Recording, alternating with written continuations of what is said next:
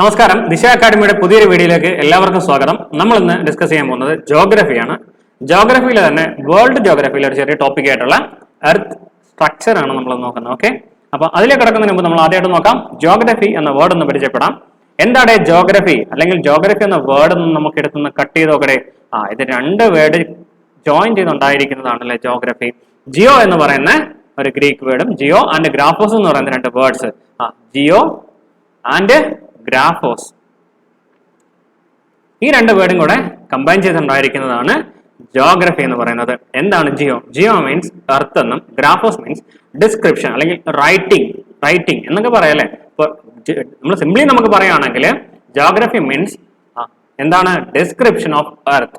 Okay, അങ്ങനെയാണെങ്കിൽ ആരാടെ ആദ്യമായിട്ട് geography എന്ന പദം കോയിൻ ചെയ്തെന്നറിയോ? അതാരുമല്ല, എറാത്തോസ്തനീസ് ആണ്. എറാത്തോസ്തനീസ് ആണ് ആദ്യമായിട്ട് ജോഗ്രഫി എന്ന വേർഡ് കോയിൻ ചെയ്യുന്നത്. അതുകൊണ്ട് തന്നെ ജോഗ്രഫിയുടെ പിതാവ് അല്ലെങ്കിൽ ഫാദർ ഓഫ് ജോഗ്രഫി എന്നറിയപ്പെടുന്ന ആരെയാണ്? എറാത്തോസ്തനീസ് ആണ്. ആര്? Father of geography. Father of geography ആരാണ്? എറാത്തോസ്തനീസ് ആണ്. അപ്പം എറാത്തോസ്തനീസിനെ കുറിച്ച് പറയുമ്പോൾ നമ്മൾ ആദ്യമായിട്ട് അറിഞ്ഞിരിക്കേണ്ട കാര്യം എന്താണ്? നമ്മുടെ വേൾഡ് അല്ലെങ്കിൽ എർത്തിന്റെ സർക്കംഫറൻസ് ആദ്യമായിട്ട് കണ്ടെത്തിയ വ്യക്തി ആരാണ്?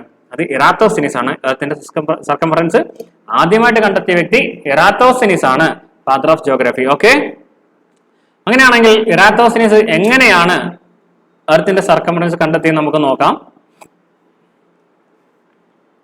ഓക്കെ, എറാത്തോസ്തനീസ് ആണ്. ഇതിപ്പം രണ്ട് പോയിന്റ്, ഇപ്പൊ നമുക്കറിയാം നമ്മുടെ സ്ഥലത്തെ രണ്ട് പോയിന്റ്, രണ്ട് സ്ഥലങ്ങൾ തമ്മിലുള്ള ആ ഒരു ഡിസ്റ്റൻസ് നമുക്കറിയാം. അതുപോലെ തന്നെ ആ സമയത്ത് എറാത്തോസ്തനീസ് ഒരു ഗ്രീക്ക് ആസ്ട്രോണമർ ആണ് എറാത്തോസ്തനീസ്.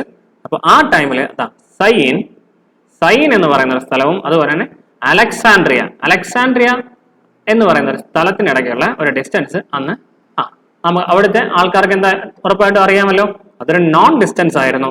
അപ്പം ആ ഒരു ഡിസ്റ്റൻസ് അറിയാം. അപ്പം നമ്മുടെ എറാത്തോസ്തനീസ് എന്താ കണ്ടെത്തിയത്? എറാത്തോസ്തനീസ് എന്ന് പറഞ്ഞാൽ ആക്ച്വലി ഇതാണ് നമ്മുടെ സൺലൈറ്റ് ഫോളോ ചെയ്യുന്ന ആംഗിൾ വെച്ചിട്ട് ഈ ഒരു ഡിസ്റ്റൻസ് ഈ ഒരു ആംഗിൾ കണ്ടെത്തി കഴിഞ്ഞിട്ട് എറാത്തോസ്തനീസ് മനസ്സിലാക്കിയത് എന്താണ്? ഇത് 1/50th ഓഫ് എ സർക്കിൾ ആണെന്ന് മനസ്സിലാക്കി. ഇത് 1/50th ഓഫ് എ സർക്കിൾ ആണ് എന്ന് മനസ്സിലാക്കി കഴിഞ്ഞാൽ ഇത് ഇൻറ്റു 50 ടൈംസ് അല്ലെ, 50 ടൈംസ് ആണ് എന്തെന്ന് പറയുന്നത്, 50 ടൈംസ് ആണ് total circumference of the earth നമുക്ക് കണ്ടുപിടിച്ചൂടെ. അങ്ങനെ എറാത്തോസ്തനീസ് കണ്ടെത്തിയ സർക്കംഫറൻസ് ആണ് ഓൾമോസ്റ്റ് 40,000 കിലോമീറ്റർ. അന്നത്തെ യൂണിറ്റ് കിലോമീറ്റർ അല്ല, ഏതാണ്ട് 2,50,000 സ്റ്റേഡിയ. ഓക്കെ, സ്റ്റേഡിയ എന്നായിരുന്നു ആ സമയത്തെ യൂണിറ്റ്. അപ്പം നമ്മൾ എറാത്തോസ്തനീസിനെ കുറിച്ച് പറഞ്ഞു, ഫാദർ ഓഫ് ജോഗ്രഫി ആണ്. അതുപോലെ തന്നെ എർത്തിന്റെ സർക്കംഫറൻസ് ആദ്യമായിട്ട് കണ്ടെത്തിയ വ്യക്തിയും എറാത്തോസ്തനീസ് ആണെന്ന് പറഞ്ഞു. എറാത്തോസ്തനീസ് എങ്ങനെ കണ്ടെത്തിയെന്ന് മനസ്സിലായല്ലോ. ഓക്കെ, അങ്ങനെയാണെങ്കിൽ നമ്മുടെ വേൾഡ് അല്ലെങ്കിൽ നമ്മുടെ എർത്ത് എങ്ങനെയാണ്? എർത്ത് BC ഒരു 600 വരെ വിശ്വസിച്ചിരുന്നത് എർത്ത് എന്ന് പറയുന്നത് ഒരു ഫ്ലാറ്റ് സർഫസ് ആണ് എന്നാണ് വിശ്വസിച്ചിരുന്നത്. ആ സമയത്ത് ആദ്യമായിട്ട് ഏതാണ്ട് ഒരു BC 600 ആര് ഒരു പുതിയ തിയറി ആയിട്ട് വരുന്നു, അല്ലെങ്കിൽ പുതിയൊരു ഒരു ഐഡിയ ആയിട്ട് വരുന്നു. എന്താ? തെയിൽസ് പറയുന്നു എർത്ത് ഒരു സ്ഫെറിക്കൽ സബ്ജക്റ്റ് ആണെന്ന് തെയിൽസ് അഭിപ്രായപ്പെട്ടു. തെയിൽസ് പറയുന്ന ആദ്യമായിട്ട് അപ്പൊ നമുക്ക് എന്ത് പറയാം? ആദ്യമായിട്ട് എർത്തിന് ഒരു സ്ഫെറിക്കൽ ഷേപ്പ് ആണ് അല്ലെങ്കിൽ ഒരു ഗോളാകൃതിയാണെന്ന് പറഞ്ഞ ആളാണ് തെയിൽസ്. ഏതാണ്ട് BC 600 തെയിൽസിന്റെ കാലഘട്ടം. Okay, BC 600. പക്ഷെ തെയിൽസ് പറഞ്ഞ ചെറിയൊരു ഡിഫറൻസ് ഉണ്ടായിരുന്നു. ഇന്നത്തെ കാലത്തെ പോലെയല്ല പറഞ്ഞത്. നമ്മുടെ എർത്ത് എന്ന് പറയുന്നത് ഇപ്പൊ നമുക്കറിയാം ഗോളാകൃതിയാണെന്ന് നമുക്കറിയാം. അന്ന് പക്ഷേ തെയിൽസ് പറഞ്ഞ ചെറിയൊരു മാറ്റം എന്താണെന്ന് വെച്ചാൽ എർത്ത് ഒരു ഗോളമാണ്, അത് വെള്ളത്തിൽ മുങ്ങിക്കിടക്കുന്ന ഒരു ഗോളമാണ് എന്നുള്ളൊരു ഐഡിയ ആണ് തെയിൽസ് കൊടുത്തത്. അതിനുശേഷം നമുക്ക് ടോളമിയെ കുറിച്ച് പഠിക്കേണ്ടതായിട്ടുണ്ട്. എന്താണ് ടോളമിയുടെ ഇമ്പോർട്ടൻസ് എന്താണെന്ന് നമുക്ക് നോക്കാം. ജിയോസെൻട്രിക് തിയറി അതേ കാലഘട്ടത്തിൽ തന്നെയാണ് ടോളമിയുടെ ഒക്കെ ഒരു കാലഘട്ടം എന്ന് പറയുമ്പോൾ ആ സമയത്ത് എന്താണ് ജിയോസെൻട്രിക് തിയറി എന്നൊരു തിയറി പ്രപ്പോസ് ചെയ്ത വ്യക്തിയാണ് ടോളമി. അപ്പൊ നമുക്ക് വരുന്ന question, geocentric theory was proposed by whom? അത് ടോളമിയാണ്. എന്താണ് ജിയോസെൻട്രിക് തിയറി എന്ന് നമുക്ക് നോക്കാം. ഇന്നത്തെ യൂണിവേഴ്സ് ഇല്ലേ, അതായത് നമ്മുടെ ഇന്നത്തെ ഒരു സോളാർ സിസ്റ്റം അല്ല, ടോട്ടൽ യൂണിവേഴ്സിന്റെ സെന്റർ എർത്ത് ആണ് എന്ന് പറയുന്ന ഒരു തിയറിയാണ് ജിയോസെൻട്രിക് തിയറി. അപ്പൊ ജിയോസെൻട്രിക് തിയറി പ്രപ്പോസ്ഡ് ബൈ ആരാണ്? ടോളമിയാണ്. എന്നാൽ നമുക്കറിയാം ജിയോസെൻട്രിക് തിയറി ആണോ? അല്ല, പകരം നമ്മൾ എന്താ പറയുന്നത്? ഹീലിയോസെൻട്രിക് തിയറിയാണ്. എന്താണ് ഹീലിയോസെൻട്രിക് എന്ന് പറഞ്ഞാൽ? ഹീലിയോ മീൻസ് സൺ ആണ്. സൺ സെൻട്രിക് തിയറി എന്നറിയപ്പെടുന്നതും ഹീലിയോസെൻട്രിക് തിയറിയാണ്. അത് പ്രപ്പോസ് ചെയ്തത് ആരാ? കോപ്പർനിക്കസ് ആണ്. എന്താണ് സൺ സെൻട്രിക് തിയറി അല്ലെങ്കിൽ ഹീലിയോസെൻട്രിക് തിയറി എന്ന് പറഞ്ഞാൽ സൂര്യനാണ് ഈ പ്രപഞ്ചത്തിന്റെ സെന്റർ എന്നും അതിനെ ചുറ്റിയാണ് നമ്മുടെ പ്ലാനറ്റും മറ്റ് ബോഡീസും ഒക്കെ റൊട്ടേറ്റ് ചെയ്യുന്നതെന്നുള്ള തിയറിയാണ് ഹീലിയോസെൻട്രിക് തിയറി. അപ്പം heliocentric theory was proposed by ആരുടെ? കോപ്പർനിക്കസ്. ഓക്കെ. അങ്ങനെയാണെങ്കിൽ ഗ്രീക്ക് ശാസ്ത്രജ്ഞന്മാർ മാത്രമല്ല, ഇവരൊക്കെ ഗ്രീക്ക് ആരായിരുന്നു? ശാസ്ത്രജ്ഞൻ എന്ന് പറയാൻ പറ്റത്തില്ല, അവരൊക്കെ ആസ്ട്രോണമേഴ്സ് ആയിരുന്നു അല്ലെ? ആസ്ട്രോണമേഴ്സ് ആയിരുന്നു. വാന നിരീക്ഷകർ നമുക്ക് മലയാളത്തിൽ പറയാം അല്ലെ? അപ്പൊ ആര്യഭട്ട എടുക്കാം. അതേ സമയത്തൊക്കെ ഇന്ത്യയിൽ നമുക്ക് ഒരാളുണ്ടായിരുന്നു, ഒരു പുലി എന്നൊക്കെ പറയാം, അതാണ് ആര്യഭട്ട. ആര്യഭട്ട ഇത് മാത്രമല്ല പറഞ്ഞു, ആര്യഭട്ട എന്ത് അക്സെപ്റ്റ് ചെയ്തു? ഇതുപോലെ എർത്തിന് ഒരു സ്ഫെറിക്കൽ സ്ട്രക്ചർ ആണെന്ന് പറഞ്ഞു. അതുപോലെ തന്നെ എക്സ്ട്രാ ആയിട്ട് ഒരു പോയിന്റ് കൂടെ പറഞ്ഞു, എന്താണ്? എർത്ത് അതിന്റെ ഇമാജിനറി ആക്സിസിൽ അത് റൊട്ടേറ്റ് ചെയ്യുന്നെന്നും കൂടെ പറഞ്ഞ വ്യക്തിയാണ് ആര്യഭട്ട. ശേഷം മെഗലനെ കുറിച്ച് പറയുകയാണെങ്കിൽ മെഗലൻ ഒരു കപ്പലും എടുത്തിട്ട് നമ്മുടെ പസഫിക്കിൽ നിന്ന് സ്റ്റാർട്ട് ചെയ്ത് വീണ്ടും പസഫിക്കിൽ തന്നെ എത്തിച്ചേർന്നു. അപ്പം മെഗലൻ എന്ത് പറഞ്ഞു? മെഗലൻ പ്രൂവ് ചെയ്തു. എന്ത് പ്രൂവ് ചെയ്തു? എർത്ത് ഒരു ഗോളമാണെന്ന്, അല്ലെങ്കിൽ എർത്ത് ഒരു സ്പെറിക്കൽ ഷേപ്പിലുള്ള ഒരു പ്ലാനറ്റ് ആണെന്ന് പ്രൂവ് ചെയ്തു. എങ്ങനെ? കപ്പൽ യാത്രയിലൂടെ. അങ്ങനെയാണ് മെഗലൻ. ഇത്തരം വ്യക്തികളെയൊക്കെ നമ്മളൊന്ന് അത്യാവശ്യം അറിഞ്ഞിരിക്കണം കേട്ടോ. എന്നാൽ നമ്മൾ പറഞ്ഞു കുറച്ചും കൂടെ കഴിഞ്ഞു, കുറെ കാലങ്ങൾ കഴിഞ്ഞു, നമ്മൾ എന്ത് കണ്ടുപിടിച്ചു? ടെലസ്കോപ്പ് കണ്ടുപിടിച്ചു. ടെലസ്കോപ്പിന്റെ കണ്ടുപിടുത്തമൊക്കെ ആരുടെ കണ്ടുപിടിച്ചേ? ഗലീലിയോ അല്ലേ? ഗലീലിയോ കണ്ടുപിടിച്ചതല്ലേ ടെലസ്കോപ്പ്. ടെലസ്കോപ്പിന്റെ ഒക്കെ ഏതാണ്ട് 16-ാം നൂറ്റാണ്ടിലൊക്കെയാണ് ടെലസ്കോപ്പ് കണ്ടെത്തുന്നത്.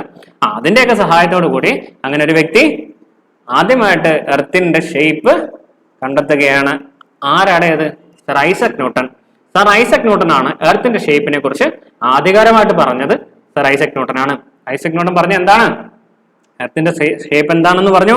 ഒരു ഒബ്ലേറ്റ് സ്ഫിറോയിഡ് അല്ലെങ്കിൽ ജിയോയിഡ് ഷേപ്പ് എന്ന് പറഞ്ഞു.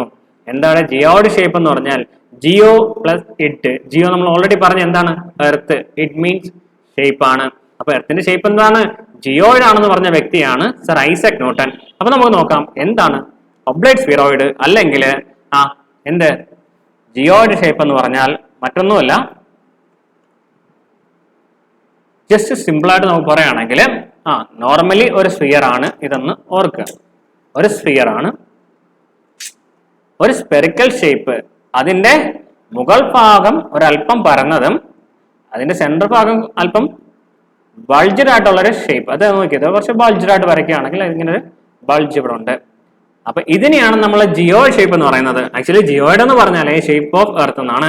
അപ്പൊ നമുക്ക് വരുന്ന ക്വസ്റ്റ്യൻ നമുക്ക് പറയണേ, അപ്പൊ ജിയോയിഡ് ഷേപ്പ് അല്ലെങ്കിൽ ഷേപ്പ് ഓഫ് എർത്ത് ആരാണ് കണ്ടെത്തിയതെന്ന് വെച്ചാൽ, അല്ലെങ്കിൽ കൃത്യമായിട്ട് പ്രവചിച്ചത് അല്ലെങ്കിൽ പറഞ്ഞത് ആരാണെന്ന് വെച്ചാൽ അത് ഐസക് ന്യൂട്ടൺ ആണ്. ഓക്കെ ആണല്ലോ? എങ്കിൽ നമുക്ക് നോക്കാം. നമ്മൾ നേരത്തെ പറഞ്ഞു സർക്കംഫറൻസ് ഓഫ് എർത്ത് ആര് കണ്ടെത്തി എന്ന് പറഞ്ഞു? നമ്മുടെ ജോഗ്രഫിയുടെ പിതാവായിട്ടുള്ള ഇറാത്തോസിനിസ് ആണ് എർത്തിന്റെ സർക്കംഫറൻസ് ആദ്യമായിട്ട് കണ്ടെത്തിയെന്ന്. എന്താണ് സർക്കംഫറൻസ്? അതായത് നമ്മുടെ എർത്തിനെ ചുറ്റും ഒരു ടേപ്പ് എടുത്ത് വെച്ചാൽ കിട്ടുന്ന അളവല്ലേ സർക്കംഫറൻസ്. അങ്ങനെയാണെങ്കിൽ ഇറാത്തോസിനിസ് കണ്ടെത്തിയത് 40,000 കിലോമീറ്റർ ആണെന്ന് പറഞ്ഞ അപ്രോക്സിമേറ്റ്ലി അത് നമ്മൾ ഇന്ന് കണ്ടെത്തിയിട്ടുള്ള ആ സർക്കംഫറൻസിന് ഈക്വൽ തന്നെയാണ്. അങ്ങനെയാണെങ്കിൽ നോക്കാം. ഇതാണ് ജിയോയിഡ് ഷേപ്പ്. നിങ്ങൾ ഇവിടെ നോക്കൂ. ഇത് ജിയോയിഡ് ഷേപ്പ് ആണ്. നമുക്കറിയാം. ഇവിടെ നിങ്ങൾക്ക് അറിയാം നമ്മളിവിടെ ഡോട്ടഡ് ആയിട്ട് വരച്ചേക്കുന്ന കാര്യം ഇവിടെ കുറച്ച് ഫ്ലാറ്റ് ആണ്. അങ്ങനെയാണെങ്കിൽ നമ്മൾ സർക്കംഫറൻസ് എടുക്കുകയാണെങ്കിൽ നമ്മൾ ഇക്വേറ്റർ റീജിയൻ, ഈ സെൻട്രൽ റീജിയൻ ആണല്ലോ, ഇതാണല്ലോ ഇക്വേറ്റർ. അപ്പൊ സെൻട്രിൽ കൂടെ എടുക്കുന്നതായിരിക്കോ കൂടുതൽ, അതല്ല പോൾസിനിൽ കൂടെ എടുക്കുന്നതായിരിക്കോ കൂടുതൽ. ഓഫ് കോഴ്സ് നമ്മുടെ ഷേപ്പ് ഓഫ് എർത്ത് ജിയോയിഡ് ആണ്. നമുക്കറിയാം എത്രയാണ്? കുറച്ച് ബൾജഡ് ആയിട്ടുള്ള സെൻട്രൽ ഭാഗമാണ്. അതുകൊണ്ട് തന്നെ നമ്മൾ സർക്കംഫറൻസ് ഇക്വറ്റോറിയൽ റീജിയനിലാണ് എടുക്കുന്നതെങ്കിൽ അത് പോളാർ റീജിയനിൽ എടുക്കുന്നതിനേക്കാളും ഒരല്പം കൂടുതലായിരിക്കും എന്ന് പറയാം. അങ്ങനെയാണെങ്കിൽ നമുക്ക് രണ്ട് സർക്കംഫറൻസ് അറിഞ്ഞിരിക്കണ്ടേ? തീർച്ചയായിട്ടും അറിഞ്ഞിരിക്കണം. അപ്പൊ നമുക്ക് നോക്കാം. ഇക്വറ്റോറിയൽ സർക്കംഫറൻസ് എത്രയാണെന്ന് ചോദിച്ചാൽ നിങ്ങൾ നോക്കിയടെ ഇക്വറ്റോറിയൽ സർക്കംഫറൻസ് കൂടുതലായിരിക്കും. ഇവിടെ നോക്കിക്കേ നിങ്ങൾ, ഇതാണ് ഇക്വറ്റോറിയൽ സർക്കംഫറൻസ്. ഏകദേശം 40,075 കിലോമീറ്റേഴ്സ് ആണ് നമ്മുടെ ഇക്വറ്റോറിയൽ സർക്കംഫറൻസ് എന്ന് പറയുന്നത്. എന്നാൽ പോളാറിൽ അതിനേക്കാൾ ഒരല്പം കുറവായിരിക്കും. നമുക്കറിയാം എന്തുകൊണ്ടാണ്? ജിയോയിഡ് ഷേപ്പ് ആണ്, അതുകൊണ്ട് തന്നെ ഒരല്പം കുറവായിരിക്കും. അങ്ങനെയാണെങ്കിൽ പോളാർ സർക്കംഫറൻസ് എത്രയാണ്? 40,008 കിലോമീറ്റർ ആണ്. കാര്യങ്ങൾ മനസ്സിലായല്ലോ? എന്തുകൊണ്ടാണ് നമ്മുടെ സർക്കംഫറൻസ് പോളാർ സൈഡിൽ എടുക്കുമ്പോഴും ഇക്വറ്റോറിയൽ സൈഡിൽ എടുക്കുമ്പോഴും ഡിഫറൻറ്റ് ആകുന്നതെന്ന് വെച്ചാൽ geoid shape of the earth എന്ന് തന്നെ നിങ്ങൾ പറയണം. തീർച്ചയായിട്ടും അറിഞ്ഞിരിക്കണം ഈ കാര്യം കേട്ടോ. അപ്പോ സർക്കംഫറൻസ് എടുത്തു. അത് കഴിഞ്ഞാൽ നമുക്ക് എന്ത് നോക്കാം? ഡയമീറ്റർ നോക്കാം. എങ്ങനെയാണ് ഡയമീറ്റർ വേരി ആവുന്നത്? ഇതേ മാറ്റങ്ങൾ തന്നെയല്ലേ അവിടെ സംഭവിക്കുന്നത്. ഡയമീറ്റർ എന്ന് പറഞ്ഞാൽ നമ്മൾ എർത്തിന്റെ ഒരു സർഫസിൽ നിന്ന് അതിന്റെ സെന്ററിൽ കൂടി അതിന് നേരെ ഓപ്പോസിറ്റ് ആയിട്ടുള്ള ഒരു ഡയറക്ഷനിൽ വരെയുള്ള ഡിസ്റ്റൻസ് ആണ് നമ്മൾ എന്താന്ന് പറയുന്നത്? ഡയമീറ്റർ എന്ന് പറയുന്നത്. അങ്ങനെയാണെങ്കിൽ ഡയമീറ്റർ എവിടെ ആയിരിക്കും കൂടുതൽ? ഇക്വറ്റോറിയൽ റീജിയനിൽ കൂടുതലായിരിക്കും. പോളാർ റീജിയനിൽ കുറവായിരിക്കും. കുറവെന്ന് പറഞ്ഞാൽ ഒരുപാട് കുറവൊന്നുമല്ല, ചെറിയ രീതിയിൽ കുറവ് കാണിക്കുന്നുണ്ട്. അങ്ങനെയാണെങ്കിൽ നമുക്ക് നോക്കാം, ഇക്വറ്റോറിയൽ റീജിയനിൽ എന്തിന്റെ നമ്മുടെ എർത്തിന്റെ ഡയമീറ്റർ 12,756 ആണ്. ഇക്വറ്റോറിയൽ റീജിയനിൽ എർത്തിന്റെ ഡയമീറ്റർ. അതുപോലെ തന്നെ പോളാർ റീജിയനിൽ നമ്മുടെ എർത്തിന്റെ ഡയമീറ്റർ എത്രയാണ് നിങ്ങൾ അറിഞ്ഞിരിക്കണം? 12,714. ഒരു ചെറിയ ഡിഫറൻസ് അവിടെ കാണിക്കുന്നില്ലേ? അത് എന്തുകൊണ്ടാണ്? നിങ്ങൾക്ക് പറയാം എന്താണ്? Geoid shape of the earth എന്ന് പറഞ്ഞൂടെ? Okay, due to geoid shape of the earth ആണ് ഈ ഒരു ഡിഫറൻസ് കാണിക്കുന്നത്. അങ്ങനെയാണെങ്കിൽ ഡയമീറ്റർ കിട്ടിയാൽ നമുക്ക് തന്നെ എർത്തിന്റെ സെന്റർ വരെയുള്ള ഡിസ്റ്റൻസ് എത്രയാണ്? 12,756 by 2 എത്രയാണ്? 6,300 എത്രയാണ്? 78. ഓക്കെ ആണ്. അപ്പൊ എർത്തിന്റെ സെന്റർ വരെയുള്ള ഡിസ്റ്റൻസ് 6,378 കിലോമീറ്റർ നമുക്കിനി പറഞ്ഞൂടെ? ഓക്കെ ആണ്, കിട്ടിയാലോ? അപ്പൊ നമ്മൾ നോക്കാം. ഈ ഒരു സ്ലൈഡിൽ നമ്മൾ എന്തൊക്കെയാ പറഞ്ഞത്? എർത്തിന്റെ സർക്കംഫറൻസ് എത്രയാണെന്ന് പറഞ്ഞു? 40,075 എന്ന് പറഞ്ഞു, 40,008 എന്നും പറഞ്ഞു. അതുപോലെ തന്നെ ഡയമീറ്റർ നമ്മൾ പറഞ്ഞു, പോളാറും പറഞ്ഞു, ഇക്വറ്റോറിയലും പറഞ്ഞു. Equatorial diameter 12,756 and polar diameter 12,714. Okay, അങ്ങനെയാണെങ്കിൽ നമുക്ക് നോക്കാം, എർത്ത് ഒരു പെർഫെക്റ്റ് അല്ലെങ്കിൽ ഒരു ഷേപ്പ്ലെസ് സ്പെറിക്കൽ ഷേപ്പിൽ തന്നെയാണോ ഇരിക്കുന്നത്? ആണോ എന്ന് ചോദിച്ചാൽ നോക്കട്ടെ. എർത്തിന്റെ ആക്ച്വലി നോർമലി ഒരു സ്ഫിയർ ഇരിക്കുകയാണെങ്കിൽ എങ്ങനെയായിരിക്കും? കറക്റ്റ് ഒരു സ്ഫിയറും റൗണ്ടും അതിന്റെ സെന്ററിൽ കൂടെ ഒരു ആക്സിസും അതിന് നമ്മൾ കട്ട് ചെയ്ത് വരയ്ക്കുന്നത് രണ്ടായിട്ട് കട്ട് ചെയ്യുകയാണെങ്കിൽ ഇതൊരു ഇക്വറ്റോറിയൽ റീജിയൻ എന്ന് വെച്ചാൽ നിങ്ങൾ ഈ ഒരു റീജിയൻ കൊണ്ട് എടുക്കും. ഇങ്ങനെയാണ് നമ്മൾ നോർമലി എർത്ത് ഇരിക്കേണ്ടത്. എന്നാൽ എർത്ത് ഇങ്ങനെയാണോ ഇരിക്കുന്നത്? അല്ല, എർത്ത് ഒരു അല്പം ചരിഞ്ഞാണ് ഇരിക്കുന്നത്. കാരണം ഇത് നമ്മൾ നോർമൽ ആക്സിസ് ആണ് എടുക്കുകയാണെങ്കിൽ ഈ ആക്സിസ് ആക്ച്വലി ഇങ്ങനെ ചരിഞ്ഞ് ഒരല്പം ചരിഞ്ഞാണ് കാണപ്പെടുന്നത്. നമുക്ക് ഓൾറെഡി ഈ ഒരു ഷേപ്പിലാണ് നമ്മുടെ എർത്ത് ഇരിക്കുന്ന നിങ്ങൾ കരുതുക. അങ്ങനെ ഇരിക്കുകയാണെങ്കിൽ ഇവിടെ നമുക്ക് നോർത്ത് പോളും ഇവിടെ സൗത്ത് പോളും കിട്ടും അല്ലെ? നോർത്ത് പോളും സൗത്ത് പോളും. എന്നാൽ ഒരല്പം ചരിഞ്ഞിരിക്കുന്നത് കാരണം ഇത് ഇവിടെ നിന്ന് ഇങ്ങോട്ട് ഷിഫ്റ്റ് ആയില്ലേ? ഇത് ഇവിടെ നിന്ന് ഇങ്ങോട്ട് ഷിഫ്റ്റ് ആയില്ലേ? യെസ്. ഈ ഒരു ഷിഫ്റ്റ് കാണിക്കുക അല്ലെങ്കിൽ ഇങ്ങനെ ഒരു ടിൽറ്റ് എർത്തിനുണ്ട്. അതാണ് ഞാൻ ഇവിടെ സൈഡിൽ കൊടുത്തിരിക്കുന്നത്. ഇതാണ് ആക്ച്വലി എർത്തിന്റെ ടിൽറ്റ് എന്ന് പറയുന്നത്. എർത്തിന്റെ ചരിവ് എത്രയാണെന്ന് നമ്മൾ ചോദിക്കാറുണ്ട്. എർത്തിന്റെ ചരിവ് എത്ര എന്ന് വെച്ചാൽ 23.5 ഡിഗ്രിയാണ് കേട്ടോ. 23.5 അല്ലെങ്കിൽ 23.5 ആണ്. 23.5 ആണ് കേട്ടോ. 23.5 ഡിഗ്രി ആണ് നമ്മുടെ എർത്തിന്റെ ടിൽറ്റ് എന്ന് പറയുന്നത്. അത് ആക്സിസിൽ ക്രിയേറ്റ് ചെയ്യുന്ന അതല്ലേ നോർമലി ആക്സിസിൽ ക്രിയേറ്റ് ചെയ്യുന്ന ആംഗിള് 23.5 ആണ്. എങ്കിൽ ഇതെന്താണ്? അതിന്റെ ഓർബിറ്റൽ പ്ലെയിനിൽ എത്ര ആണെന്ന് നമുക്ക് ചോദ്യം വരാം. എർത്ത് അതിന്റെ ഓർബിറ്റൽ പ്ലെയിനിലോ അല്ലെങ്കിൽ അതിന്റെ പ്ലെയിനിലോ ക്രിയേറ്റ് ചെയ്യുന്ന ആംഗിൾ ചോദിച്ചാൽ നിങ്ങൾക്ക് അറിയാം, ഇത് 90 ഡിഗ്രി ആണെങ്കിൽ ഇതാണ് അതിന്റെ ഓർബിറ്റലിൽ നിന്ന് അത് ക്രിയേറ്റ് ചെയ്യുന്ന ആംഗിൾ അല്ലെ? അല്ലെങ്കിൽ എർത്തിന്റെ പ്ലെയിനിൽ നിന്ന് ക്രിയേറ്റ് ചെയ്യുന്ന ആംഗിൾ ഇതാണ്. അപ്പം 90 ഡിഗ്രി 90 മൈനസ് 23.5 എത്രയുടെ വരുന്നത്? 66.5 ഡിഗ്രി അറിഞ്ഞിരിക്കുക. അപ്പൊ എർത്തിന്റെ എന്താണ് ടിൽറ്റ് എത്രയാണെന്ന് ചോദിച്ചാൽ ആക്സിസിൽ അത് ക്രിയേറ്റ് ചെയ്യുന്നത് 23.5 ഡിഗ്രിയും അതുപോലെ തന്നെ ഇറ്റ്സ് പ്ലെയിനിൽ എർത്തിന്റെ പ്ലെയിനിൽ ക്രിയേറ്റ് ചെയ്യുന്ന ആംഗിള് 66.5 ഡിഗ്രി ആണെന്ന് നിങ്ങൾ ഓർത്തിരിക്കുക. ഓക്കെ ആണ്. എർത്തിന്റെ ആക്സിസിൽ ക്രിയേറ്റ് ചെയ്യുന്നത് 23.5. അങ്ങനെയാണെങ്കിൽ എർത്തിന്റെ രണ്ട് മൂവ്മെന്റുകൾ നമ്മൾ വളരെ ചെറിയ ക്ലാസ് മുതലേ പഠിച്ചു വരുന്നതാണ്. എർത്തിന് രണ്ട് മൂവ്മെന്റ്സ് ആണുള്ളത്. ഒന്ന് റൊട്ടേഷൻ. എന്താണ് റൊട്ടേഷൻ? എർത്ത് അതിന്റെ ആക്സിസിൽ തന്നെ കറങ്ങുന്നുണ്ട് അല്ലെ? അതിനെയാണ് നമ്മൾ റൊട്ടേഷൻ എന്ന് പറയുന്നത്. നമ്മൾ എന്നാൽ ഒരു റൊട്ടേഷൻ കംപ്ലീറ്റ് ചെയ്യാൻ നമ്മൾ കുഞ്ഞു ക്ലാസ്സുകളിലൊക്കെ പഠിക്കുന്ന എത്രയുടെ 24 hours എന്ന് പറയാം. 24 മണിക്കൂർ എടുക്കും ഭൂമി ഒരു തവണ അതിനെ റൊട്ടേറ്റ് ചെയ്ത് വരാനായിട്ട് 24 hours എടുക്കുമെന്ന് പറഞ്ഞ് പഠിച്ചിട്ടുണ്ട്. എന്നാൽ നമ്മൾ കൃത്യമായിട്ട് പറയുകയാണെങ്കിൽ 24 hours ആണോ? അല്ല, 23 hours 56 minutes and 4 seconds. കൃത്യമായിട്ട് തന്നെ പഠിച്ചു വെച്ചിരിക്കുക.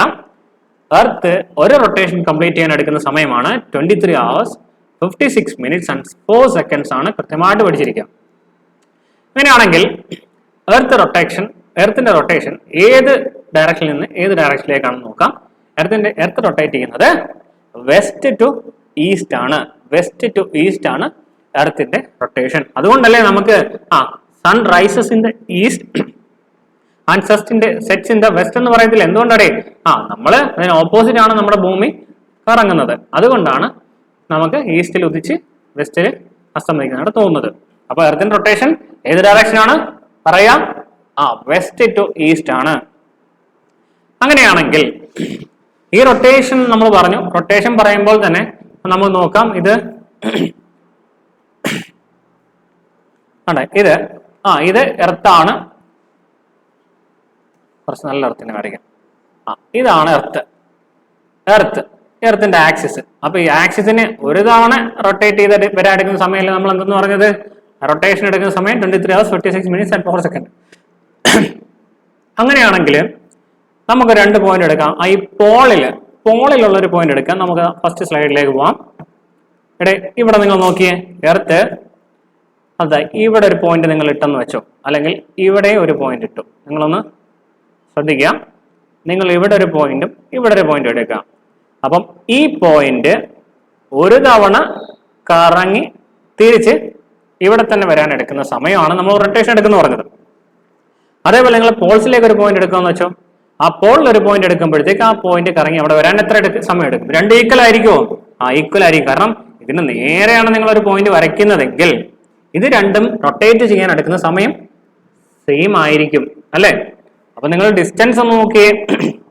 ഈ ഒരു പോയിന്റ് കവർ ചെയ്യേണ്ട ഡിസ്റ്റൻസ് വളരെ കൂടുതലും ഈ ഒരു പോയിന്റ് കവർ ചെയ്യേണ്ട ഡിസ്റ്റൻസ് കമ്പാരിറ്റീവ്ലി കുറവും അല്ലേ?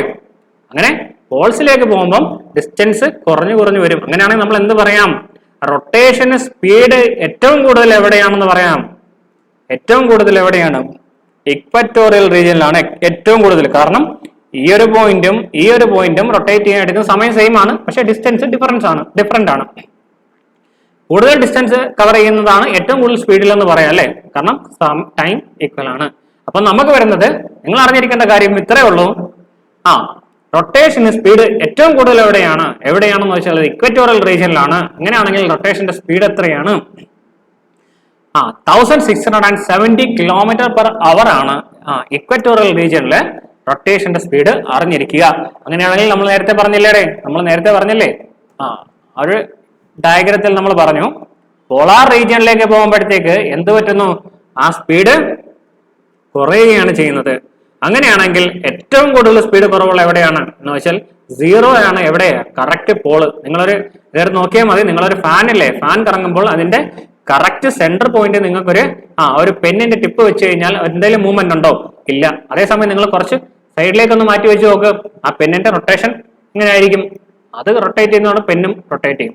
അപ്പോൾ നമുക്ക് കൃത്യമായിട്ട് പറയാം, റൊട്ടേഷന്റെ സ്പീഡ് ഏറ്റവും കൂടുതൽ എവിടെയാണ്? ഇക്വേറ്റർ റീജിയനിലും. അതുപോലെ തന്നെ ഏറ്റവും കുറവ് എവിടെയെന്ന് വെച്ചാൽ പോൾസിലുമാണ്. പോൾസിൽ സ്പീഡ് ചോദിക്കുകയാണെങ്കിൽ 0 എന്ന് തന്നെ നമുക്ക് പറയാം. ഓക്കെ. അപ്പൊ റൊട്ടേഷനുമായിട്ട് ബന്ധപ്പെട്ട് നമ്മൾ അറിഞ്ഞിരിക്കേണ്ടത് 23 hours 46 minutes 4 seconds. അതുപോലെ വെസ്റ്റ് ടു ഈസ്റ്റ് ഡയറക്ഷനാണ് എന്ത് റൊട്ടേറ്റ് ചെയ്യുന്നത്? എർത്തിന്റെ റൊട്ടേഷൻ. നിങ്ങൾ ഓർത്തിരിക്കുക. ആ സ്പീഡിന്റെ കമ്പാരിസണും കൂടെ ഒന്ന് ഓർത്തിരിക്കണം. ദെൻ എർത്തിന്റെ രണ്ടാമത്തെ മൂവ്മെന്റ് ഏതാണ്? ഒന്ന് റൊട്ടേഷൻ ആണെങ്കിൽ മറ്റൊന്ന് റെവല്യൂഷൻ ആണ്. എന്താണ് റെവല്യൂഷൻ? എർത്ത് സൂര്യനെ ഒരു തവണ വലം വയ്ക്കാൻ എടുക്കുന്ന സമയമല്ലേ റെവല്യൂഷൻ എന്ന് പറയുന്നത്. റെവല്യൂഷൻ നമ്മൾ പഠിച്ചിരിക്കുന്നത് എത്രയാണ്? ഒരു വർഷം അല്ലെങ്കിൽ 365 ദിവസമാണ് നമ്മൾ പഠിച്ചിരിക്കുന്നത്. അപ്പൊ ഈ ഒരു വർഷം എന്നുള്ളത് കൃത്യമാണോ? അല്ല. 365 days 5 hours and 48 minutes എന്ന് നമുക്ക് പറയാം. അത് നമുക്ക് അപ്രോക്സിമേറ്റ്ലി 365 days and 6 hours നിങ്ങൾ കൂട്ടിക്കും. ഒരു 12 minutes അല്ലേ ഇവിടെ നമുക്ക് പോകുന്നുള്ളൂ.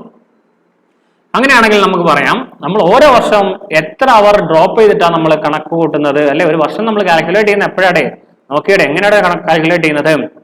ഇപ്പൊ 2020 നിങ്ങൾ എടുത്തോ, 2020 നിങ്ങളൊരു 6 hours ഡ്രോപ്പ് ചെയ്തു, 21 അഗൈൻ ഒരു 6 hours ഡ്രോപ്പ് ചെയ്ത്, 2022 ഒരു 6 hours ഡ്രോപ്പ് ചെയ്തു, അപ്പൊ 24 ഒരു 6 hours ഡ്രോപ്പ് ചെയ്തു.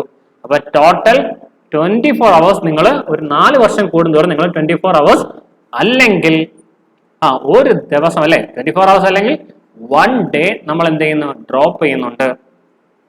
ഈ 1 day ആണ് നമ്മൾ എവിടെ കൊടുക്കുന്നത്, അതെ ലീപ്പ് ഇയർ ആയിട്ട്, ലീപ്പ് ഇയറിൽ ആഡ് ചെയ്യുന്നത്.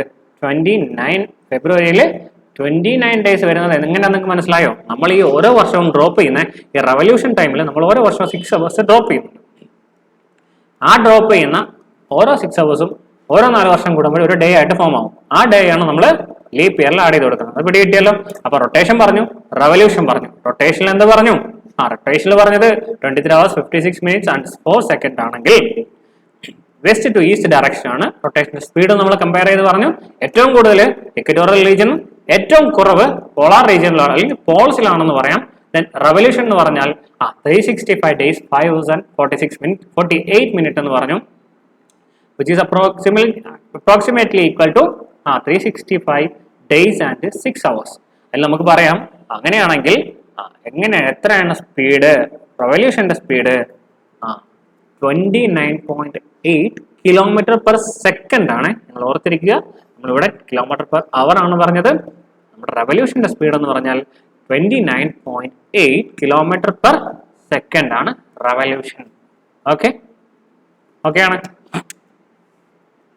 രണ്ട് മൂവ്മെന്റ് പറഞ്ഞു. ദെൻ എന്താണ് പാരലലിസം?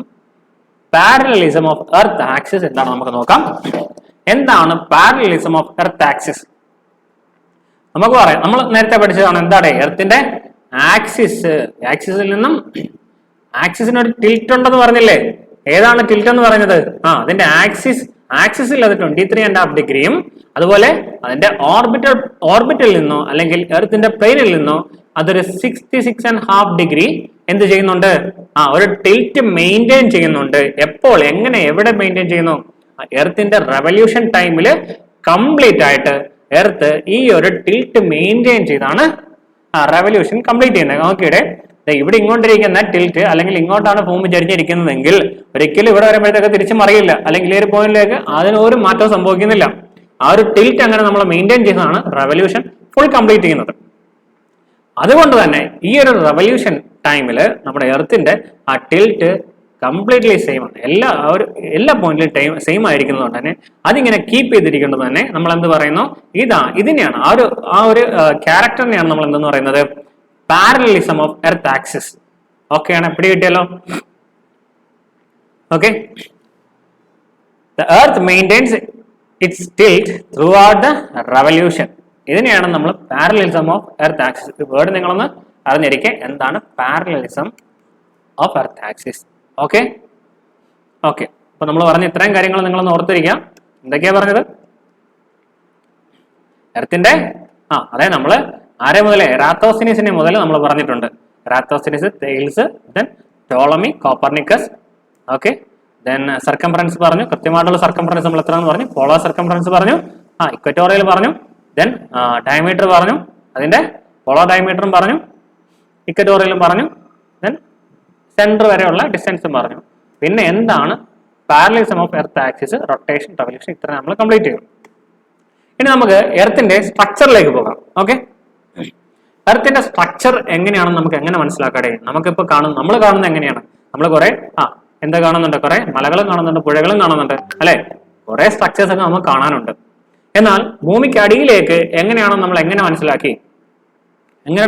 ഒന്ന് ചിന്തിച്ച് നോക്കാം. നമുക്ക് കുറെ കാര്യങ്ങളുണ്ട്. നമ്മൾ എർത്തിനെ കുഴിച്ചു നോക്കാം, അല്ലെ? നമ്മുടെ ഭൂമിയെ കുഴിച്ചു നോക്കിയാൽ നമുക്ക് ഏറെക്കുറെ നമുക്കറിയാം അടിയിലേക്ക് പോകും തോറും എങ്ങനെയാണ് അതിന്റെ ക്യാരക്ടർ മാറുന്നതെന്ന് നമുക്ക് മനസ്സിലാക്കാം. അങ്ങനെയാണെങ്കിൽ നമ്മൾ പഠിച്ചു എർത്ത് ഏതാണ്ട് 6378 6378 കിലോമീറ്റർ ഡെപ്തിലാണ് നമ്മുടെ എർത്ത് ഉള്ളത്. അങ്ങനെയാണെങ്കിൽ ഇത്ര നമ്മൾ എങ്ങനെ കൃത്യമായിട്ട് കണ്ടെത്തി? നമ്മൾ 6378 കിലോമീറ്റർ അങ്ങനെ അത്ര നമ്മൾ കുഴിച്ചു പോയിട്ടാണ് നമ്മൾ കണ്ടെത്തിയത്? അല്ല. നമുക്ക് അങ്ങനെ കണ്ടെത്താൻ കുറെ കാര്യങ്ങൾ പറയാം. രണ്ട് സോഴ്സ് ഉണ്ട് നമുക്ക്. രണ്ട് ടൈപ്പ് സോഴ്സിൽ നിന്നാണ് നമ്മൾ ഇതൊക്കെ മനസ്സിലാക്കിയത്. ഒന്ന് ഡയറക്റ്റ് സോഴ്സ് എന്നും അതിനെ ഇൻഡയറക്റ്റ് സോഴ്സ് എന്ന് രണ്ടായിട്ട് നമ്മൾ ക്ലാസിഫൈ ചെയ്യുകയാണെങ്കിൽ എന്തൊക്കെയാണ് ഡയറക്റ്റ് സോഴ്സ്? ഇവിടെ എർത്തിനെ കുറിച്ച് പഠിക്കാനായിട്ട് നമുക്ക് കിട്ടുന്ന ഡയറക്റ്റ് സോഴ്സ് ആണ് ഒന്ന് വോൾക്കാനിക് ഇറപ്ഷൻ സമയത്ത് എന്ത് വരൂടെ മാഗ്മ പുറത്തേക്ക് വന്ന് നമ്മൾ എന്തെന്ന് വിളിക്കും ലാവ. അതിനെ നമ്മൾ അനലൈസ് ചെയ്യുമ്പോഴത്തേക്ക് നമുക്ക് കുറെ കാര്യങ്ങൾ മനസ്സിലാക്കാൻ പറ്റും. അതുപോലെ നമ്മൾ ഡീപ്പ് ഓഷൻ എക്സ്കവേഷൻസ് ഒക്കെ നമ്മൾ ചെയ്യുന്നുണ്ടല്ലേ, നമ്മൾ ഭൂമിയെ കുഴിച്ചു നോക്കുന്നുണ്ട്. അങ്ങനെയാണെങ്കിൽ deepest hole in the earth എന്താ ഏതാന്ന് അറിയോടെ? ഡീപ്പസ്റ്റ് ഹോൾ ആണ് കോല ഡീപ്പ് ഹോൾ. എവിടെയാണെന്ന് അറിയോ? കോല ഡീപ്പ് ഹോൾ എവിടെയാണ്? കോല ഡീപ്പ് ഹോൾ അത് റഷ്യയിലാണ് കേട്ടോ. റഷ്യയിലാണ് കോല ഡീപ്പ് ഹോൾ. നമുക്ക് ക്രിയേറ്റ് ചെയ്യാൻ പറ്റിയിട്ടുള്ളതിൽ ഏറ്റവും വലിയ ഒരു ഡീപ്പ് ഹോൾ ആണ് ഈ പറഞ്ഞ കോല ഡീപ്പ് ഹോൾ. അങ്ങനെയാണെങ്കിൽ ഈ കോല ഡീപ്പ് ഹോൾ എന്ന് പറഞ്ഞാൽ എത്ര കിലോമീറ്റർ നമ്മുടെ ഡെപ്തിൽ നമ്മൾ കുഴിച്ചിട്ടുണ്ടെന്ന് അറിയോ? ഏകദേശം 12.2 കിലോമീറ്റേഴ്സ് മാത്രമാണ് നമ്മൾ കുഴിച്ചിട്ടുള്ളത്. നമ്മൾ പറഞ്ഞില്ലേ 6758 നമ്മൾ പറഞ്ഞില്ലേ, അത് കമ്പയർ ചെയ്യുമ്പം എത്രയുണ്ട് ഈ 12.2 കിലോമീറ്റർ എന്ന് പറയുമ്പോഴത്തേക്ക് ഏതാണ്ടൊരു 0.1% അല്ലേ വരുന്നുള്ളൂ. 0.1% ഒക്കെയാണ് വരുന്നത്. അപ്പോ ഒരു വലിയൊരു ഫുട്ബോളിൽ ചെറിയൊരു നീഡിലിന്റെ ഒരു ടിപ്പ് കയറുന്ന പോലെയുള്ളല്ലേ, അത്രേ ഉള്ളൂ. അതിൽ നിന്ന് നമുക്ക് ഒരുപാട് കാര്യങ്ങൾ മനസ്സിലാക്കാൻ പറ്റുമോ? ഇല്ല, വളരെ ചുരുങ്ങിയ കാര്യങ്ങൾ മാത്രമേ മനസ്സിലാക്കാൻ പറ്റത്തുള്ളൂ. അതുപോലെ തന്നെ മൈൻസ് എടുക്കുക. നമ്മൾ മൈൻ എടുക്കുമ്പോഴത്തേക്ക് ഉള്ളിലേക്കുള്ള ആ സ്ട്രക്ചറിന്റെയും അതുപോലെ തന്നെ അവിടെ നമുക്ക് ഒരുപാട് ടൈപ്പിലുള്ള മെറ്റീരിയൽസ് കിട്ടും. അതിന്റെയൊക്കെ ക്യാരക്ടറിസ്റ്റിക്സ് നോക്കുമ്പോൾ നമുക്ക് കുറെ കാര്യങ്ങൾ മനസ്സിലാവത്തില്ലേ. അങ്ങനെ മൈൻസും നമുക്കൊരു ഡയറക്റ്റ് സോഴ്സ് ആണ്, നമുക്ക് ഡയറക്റ്റ് ആയിട്ട് മനസ്സിലാക്കാൻ പറ്റുന്ന കാര്യങ്ങളാണ് അല്ലെ. അതുകൊണ്ടാണ് ഡയറക്റ്റ് സോഴ്സ് എന്ന് പറയുന്നത്. അങ്ങനെയാണെങ്കിൽ ഡീപ്പസ്റ്റ് മൈൻ ഏതാടേ അല്ലെ? ലാർജസ്റ്റ് മൈൻ ഏതാ? ലാർജസ്റ്റ് മൈൻ എന്ന് പറഞ്ഞാൽ പോനങ് എന്നാണ്.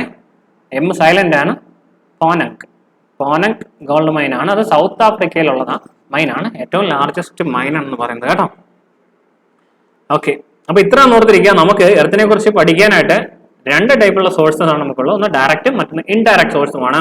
അതിൽ ഡയറക്റ്റ് സോഴ്സ് എന്ന് പറഞ്ഞാൽ നമുക്ക് ഡയറക്റ്റ്ലി നമുക്ക് കണ്ടു മനസ്സിലാക്കാൻ പറ്റുന്നതാണ്. ഒന്ന് volcanic eruption, then deep Ocean excavation നമ്മൾ നടത്തുന്നുണ്ട്. അതുമായിട്ട് ബന്ധപ്പെട്ട് കോല ഡീപ്പ് ഹോൾ നമ്മൾ പഠിച്ചു. ദെൻ മൈൻസിൽ നിന്ന് നമുക്ക് ഒരുപാട് വിവരങ്ങൾ കിട്ടുന്നുണ്ട്. അത് നമ്മൾ പറഞ്ഞു. ഏറ്റവും ലാർജസ്റ്റ് ആയിട്ടുള്ള മൈനാണ് അല്ലെങ്കിൽ ഡീപ്പസ്റ്റ് മൈൻ എന്ന് ചോദിച്ചാൽ അത് പേനങ് സൗത്ത് ആഫ്രിക്കയിലാണ്. ദെൻ ഇൻഡയറക്റ്റ് സോഴ്സ് നമുക്ക് ഓർത്തിരിക്കാം. ഇൻഡയറക്റ്റ് സോഴ്സ് എന്ന് പറഞ്ഞാൽ അതെ ടെമ്പറേച്ചർ വ്യത്യാസം നമ്മൾ കാണില്ല. ടെമ്പറേച്ചർ വേരിയേഷൻസ് ഉണ്ട് ഭൂമിയുടെ പല സ്ഥലങ്ങളിൽ ചെല്ലുമ്പോഴത്തേക്ക്, അല്ലെങ്കിൽ ഡീപ്പായിട്ട് പോകുന്നതോറും ടെമ്പറേച്ചറിന് വേരിയേഷൻ വരുന്നുണ്ട് നമ്മൾ മനസ്സിലാക്കി. അതുപോലെ തന്നെ പ്രഷറിന് വേരിയേഷൻ വെച്ച് നമുക്ക് കുറെ കാര്യങ്ങൾ മനസ്സിലാക്കാൻ പറ്റും. ദെൻ ഡെൻസിറ്റി, നമ്മളിപ്പം ഭൂമിയുടെ മുകളിൽ നിന്നൊരു വസ്തു എടുക്കുന്നതും ഭൂമി നമ്മൾ ഒരുപാട് താഴേക്ക് പോയിട്ടൊരു വസ്തു എടുക്കുമ്പോഴും അതിന് തമ്മിലുള്ള ഡെൻസിറ്റി ഒരു വ്യത്യാസം കാണിക്കുന്നുണ്ട്. അത് അതിൽ നിന്ന് നമുക്ക് മനസ്സിലാക്കാം, കുറച്ച് കാര്യങ്ങൾ മനസ്സിലാക്കാം. Okay, then gravity anomaly. എന്താണ് ഗ്രാവിറ്റി അനോമലി? ഒന്നുമില്ല, ഗ്രാവിറ്റിയിലുള്ള ചെറിയൊരു ഡിഫറൻസിനെയാണ് ഒരു വസ്തു എടുത്തിട്ട് നമ്മൾ പോൾസിൽ പോവുക. പോളിൽ പോയി കഴിഞ്ഞാൽ അതിനകത്ത് ഗ്രാവിറ്റി കൂടുതലായിരിക്കും കുറവായിരിക്കും? കൂടുതലായിരിക്കും. എന്തുകൊണ്ടാണ്? പോൾസിൽ സെന്റർ ആണല്ലോ, നമ്മുടെ കോറാണ് ഗ്രാവിറ്റിക്ക് റീസൺ. കോറുമായിട്ടുള്ള ഡിസ്റ്റൻസ് എവിടെയാണ് കൂടുതൽ എവിടെയാണ് കുറവ്? പോൾസിൽ കുറവായിരിക്കും. ദെൻ ഇക്വേറ്റർ റീജിയനിൽ വരുമ്പോൾ എന്താണ് ആ ഒരു ഡിസ്റ്റൻസ് കൂടുതലായിരിക്കും. അപ്പൊ ഗ്രാവിറ്റി സ്വാഭാവികമായിട്ടും എവിടെ കൂടുതലായിരിക്കും? പോളിൽ കൂടുതലും ഇക്വേറ്ററിൽ കുറവായിരിക്കും. അപ്പൊ നമുക്ക് എന്താ പറയാം, ഒരു വസ്തു നിങ്ങൾ ഗ്രാവിറ്റിക്ക് അനുസരിച്ചാണല്ലോ ഒരു വസ്തുവിന്റെ വെയിറ്റ് കൂടുകയും കുറയും ചെയ്യുന്നത്. അപ്പൊ നിങ്ങളൊരു 1 കിലോ എന്തെങ്കിലും ആയിക്കോട്ടെ 1 കിലോ ഉള്ള ഒരു വസ്തു നിങ്ങൾ പോൾസിൽ പോയിട്ട് വെയിറ്റ് നോക്കുമ്പോൾ ഒരു വെയിറ്റ് കാണിക്കും, ഇക്വേറ്ററിൽ വരാൻ മറ്റൊരു വെയിറ്റ് കാണിക്കും. ഇതാണ് നമ്മൾ ഗ്രാവിറ്റി അനോമലി. അത് എന്തുകൊണ്ടാണ്? ആ ഗ്രാവിറ്റിയിലുള്ള വ്യത്യാസം കൊണ്ടാണ് ഇത് വരുന്നത്. അത് വെച്ചിട്ട് നമുക്ക് കുറെ കാര്യങ്ങൾ മനസ്സിലാക്കാൻ പറ്റിയിട്ടുണ്ട്. അതിനെക്കുറിച്ചൊക്കെ നമ്മൾ പറയും കേട്ടോ. Then seismic activity. എന്താണ് സീസ്മിക് ആക്ടിവിറ്റി? നമ്മുടെ എർത്ത് കേക്ക് ഒക്കെ വരുമ്പോഴത്തേക്ക് 2 വേവ്സ്, എസ് വേവ്സും പി വേവ്സും പുറത്ത് വരുമെന്ന് അറിയാം. ആ വരുന്ന വേവ്സിനെയാണ് നമ്മൾ എന്തെന്ന് പറയുന്നത്? സീസ്മിക് വേവ്സ് എന്ന് പറയുന്നത്. അപ്പൊ ഈ സീസ്മിക് വേവ്സിന്റെ അനാലിസിസ്, അല്ലെങ്കിൽ ഇത് വരുന്ന ഒരു ഡയറക്ഷൻ, അല്ലെങ്കിൽ ഇത് വരാനെടുക്കുന്ന സമയം, ഇതൊക്കെ വെച്ചിട്ട് നമ്മൾ കുറച്ചും കൂടെ കാര്യങ്ങൾ മനസ്സിലാക്കാൻ പറ്റിയിട്ടുണ്ട് എർത്തിനെ കുറിച്ച്. നമ്മൾ ഇന്ന് നമുക്ക് എർത്തിനെ കുറിച്ച് എന്തൊക്കെ അറിയാമോ അത് ഈ പറഞ്ഞ ഈ ഡയറക്റ്റ് ആൻഡ് ഇൻഡയറക്റ്റ് സോഴ്സിൽ നിന്ന് നമ്മൾ മനസ്സിലാക്കിയിട്ടുള്ള കാര്യങ്ങളാണ് കേട്ടോ. അപ്പൊ നിങ്ങൾ ഓർത്തിരിക്കുക, ഡയറക്റ്റ് സോഴ്സ് ഏതൊക്കെയാണെന്നും ഇൻഡയറക്റ്റ് സോഴ്സ് ഏതൊക്കെയാണെന്നും നിങ്ങളൊന്ന് അറിഞ്ഞിരിക്കുക.